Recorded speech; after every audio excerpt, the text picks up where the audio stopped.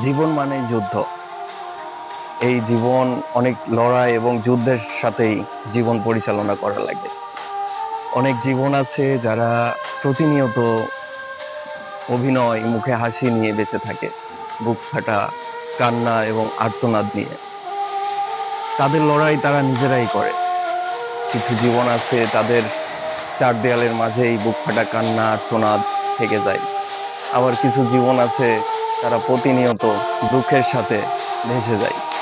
আবার কিছু জীবন আছে যারা প্রতিনিয়ত হাসির মুখে দুঃখ নিয়ে বেঁচে থাকে। এরই নাম জীবন। এই জীবনে কেউ সুখী, কেউ দুঃখী, আবার কেউ সুখে থেকেও দুঃখী। এই জীবন আর জীবন না। এই জীবন যে মেনে নিতে পারে ধৈর্যের সাথে, তারই জীবন।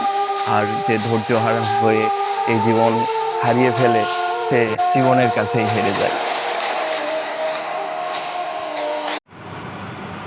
আসসালামু আলাইকুম রহমতুল্লাহি ওবরাকাতুহু।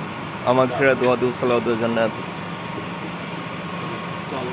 আজকে 29শে রমজান, রমজান মাসের শেষ রোজা।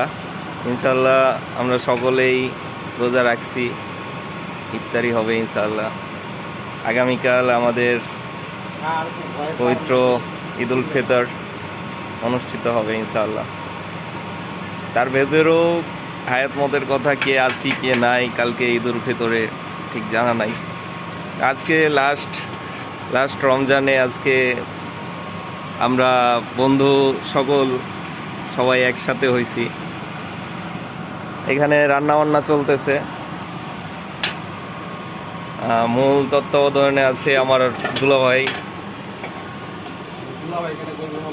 আমার স্যার, শ্রদ্ধেয় স্যার। এটা আমার বন্ধু, সে স্যারকে সহযোগিতা করতেছে। আজকে ইনশাল্লাহ বিরিয়ানি পাক হবে, সবাই দোয়া করবেন। আর সবারই দাওয়াত রইল আমাদের সাথে অংশগ্রহণ করার জন্যে। আপনারা সকলে আমন্ত্রিত,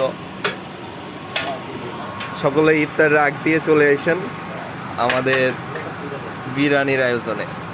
বিষয় হচ্ছে আমাদের চাপায়ের মহানন্দা নদী, এইদিকে ভারতের বর্ডার।